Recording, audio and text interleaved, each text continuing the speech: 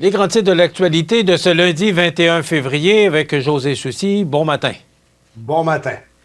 José, d'abord, une nouvelle qui a paru samedi matin dans le Journal de Québec et qui a passé, dans le fond, qui a passé sous silence parce qu'on a constaté que son décès est survenu jeudi, mais on a appris la nouvelle que samedi.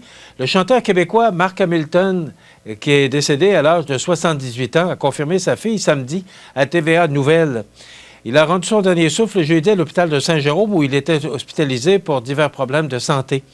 Marc Hamilton est finalement décédé de la COVID-19 qu'il a contractée ces derniers jours. Il est né à Matane. Il était surtout connu pour sa célèbre chanson « Comme j'ai toujours envie d'aimer », sortie en 1970. Tu te souviens sûrement absolument, de ce grand... Qui n'a pas connu le succès ou n'a pas aimé cette chanson de Marc Hamilton, « Comme j'ai toujours envie d'aimer ». Elle a été traduite dans une quinzaine de langues. Ça, je l'ai appris dans la nouvelle. Marc Hamilton a aussi fait partie du groupe costumé Les Monstres, où il interprétait Dracula, et du groupe Les Caïds. La nouvelle de son décès avait été annoncée samedi matin sur la page Facebook du chanteur dans une publication non signée. C'est avec tristesse que je vous informe que Marc nous a quittés pour un monde meilleur ce jeudi.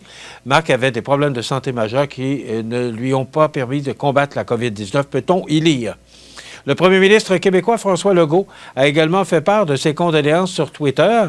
Tous les Québécois de ma génération ont fredonné comme j'ai toujours envie d'aimer, a-t-il également souligné. Dans mes nombreuses années de radio, je ne sais pas combien de fois j'ai fait jouer ce grand succès de Marc Hamilton, mais ce fut un des seuls succès, je pense, qu'il a connu, mais tout un Sinon succès. Le seul. Sinon le seul, je pense. Excuse-moi? Sinon le seul succès qu'il a fait.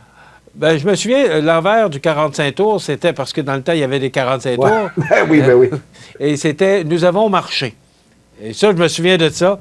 Alors, probablement qu'il n'y a pas grand monde qui se souvient de ça, mais moi, je me souviens, on faisait jouer les deux côtés du 45 tours. Ça n'a pas marché. C'est vraiment la chanson « Comme j'ai toujours envie d'aimer » qui a été le grand succès. Donc, Marc Hamilton, décédé jeudi dernier à l'âge de 78 ans.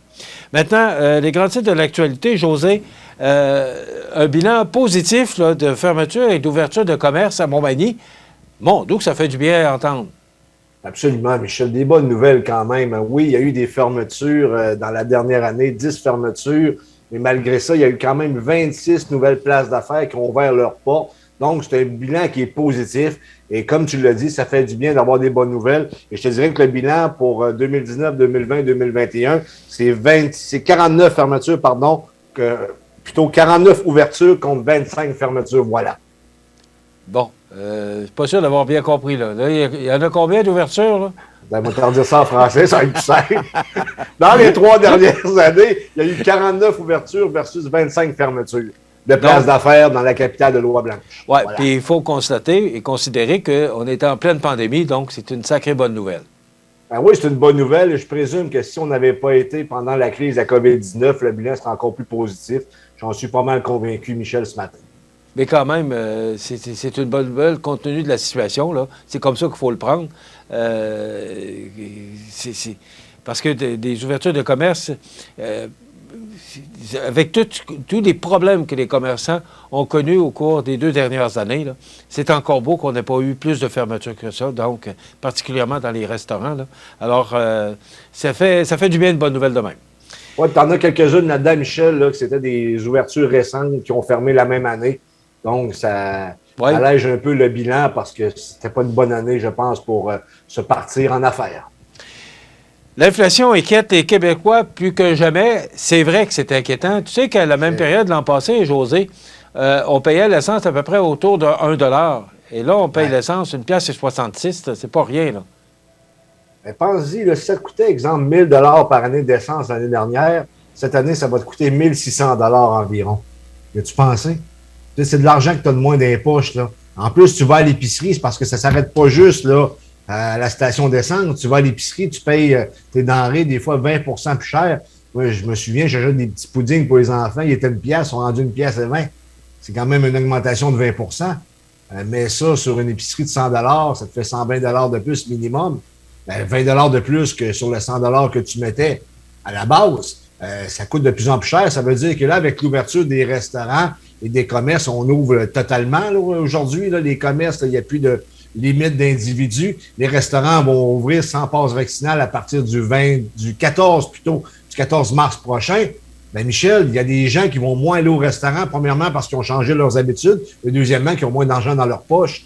Donc, ça va être encore plus difficile pour nos restaurateurs de reprendre leur élan qu'ils avaient avant la pandémie, avant la crise de la COVID-19, malgré qu'il va y avoir sûrement un boom au début. Mais comme je te l'ai dit, quand tu as moins d'argent dans tes poches, tu coupes dans les plaisirs. Et les plaisirs, souvent, ben, c'est les restaurants, c'est les cinémas, c'est les activités. Le Canada est en crise présentement, comme on l'a rarement été. Et j'ai hâte qu'on ait des politiciens qui commencent à regarder ce qui se passe économiquement au lieu de regarder uniquement les manifestations, tout ce qui est en lien avec la COVID-19. Parce que là, ça fait 2 ans qu'on est là-dedans. Ça fait 2 ans que l'économie du Canada ne va pas très bien. Et tu sais que notre réputation à l'international, avec tout ce qui s'est passé ce week-end à Ottawa, il y a des gens qui appellent à retirer les fonds investis au Canada, là, à l'international. C'est pas des bonnes nouvelles. Il va falloir que ça change rapidement, là. Écoute, c'est pas l'inflation, je pense, avec cette possible guerre là, en Ukraine. Là, et c'est pour ça que c'est une des raisons pourquoi que le prix à la pompe a augmenté, parce que l'Ukraine est un producteur de pétrole. Donc, ce possible conflit, là, parce que j'entendais ce matin, d'ailleurs, on peut le lire dans le Journal de Québec, que Joe Biden, le président des États-Unis, va rencontrer Vladimir Poutine à la demande d'Emmanuel Macron. Mais on dit aussi que les troupes russes auraient reçu l'ordre d'envahir l'Ukraine. Ça aussi, c'est pas une bonne nouvelle, là. Parce que, bon, c'est un conflit en Europe, mais on dit que ça pourrait être un des plus importants conflits depuis la dernière guerre mondiale en 1945. Ça inquiète le monde aussi. Ça inquiète le monde, mais en même temps, Michel, je vais te dire quelque chose de bien drôle ce matin. C'est quand les adultes vont prendre la place de nos policiers actuels, là. C'est quand on va arrêter de procéder à toutes sortes de politiques qui font en sorte que la population est divisée, qu'on risque des guerres. Il me semble qu'on est capable de se parler avec tout ce qu'on a vécu. Le second conflit mondial, c'est quoi? 60 millions de morts, 40 à 60 millions de morts. Est-ce qu'on veut revivre une telle hécatombe? Je veux dire, ce serait le temps là, qu'on commence à se parler et qu'on arrête de chercher à se compétitionner ou à chercher à avoir le dessus sur son prochain ou sur le pays adjacent pour qu'on travaille dans une même voie ensemble. Là. Je veux dire, il n'y a personne qui va sortir gagnant d'une guerre, comme il n'y a personne qui sort gagnant d'actuellement ce qui se passe à Ottawa. Il n'y a personne qui sort gagnant des mesures sanitaires et de l'entêtement du gouvernement fédéral. Mais il faut comprendre que plusieurs présidents de différents pays ont fait des démarches auprès de Poutine, le président russe, pour le convaincre de ne pas aller dans ce conflit-là. Mais Poutine, c'est Poutine, hein? Oui, mais il n'est pas tout seul là-dedans. Il semble... Il y a le président américain qui est supposément le chef d'État du monde libre, le chef du monde libre. Ce serait peut-être le temps que ça apparaisse aussi. Mais il n'y a pas d'opposition, d'abord, et tout le monde le craint. Alors, ça inquiète beaucoup les gens aujourd'hui, ce possible conflit, là. Est-ce que Biden va rencontrer Vladimir Poutine? C'est à suivre. De toute façon, ça fait partie de l'actualité. La pandémie aussi. L'inflation. On va essayer de garder tout ça positif, là, mais quand tu mets tout ça ensemble, ça crée plusieurs inquiétudes chez les gens qui nous regardent actuellement. En tout cas, Michel, le message est passé à Biden s'il veut les rencontrer ce matin. Ouais. On lui a dit, s'il écoute, c'est ma TV, là, il sait qu'il faut qu'il rencontre Poutine. C'est ça. Je demande à M. Biden de rencontrer M. Poutine et M. Poutine de le recevoir.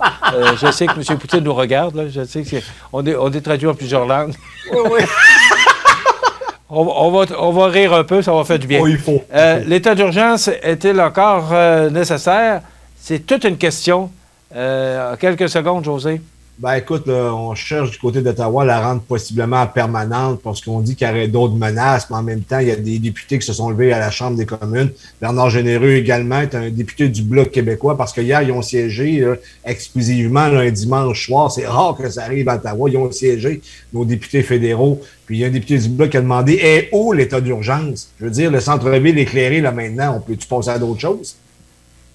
Écoute, les parlementaires ont été là toute la fin de semaine, sauf samedi, là, en raison de ce qui se passait à Ottawa. Là. Ouais.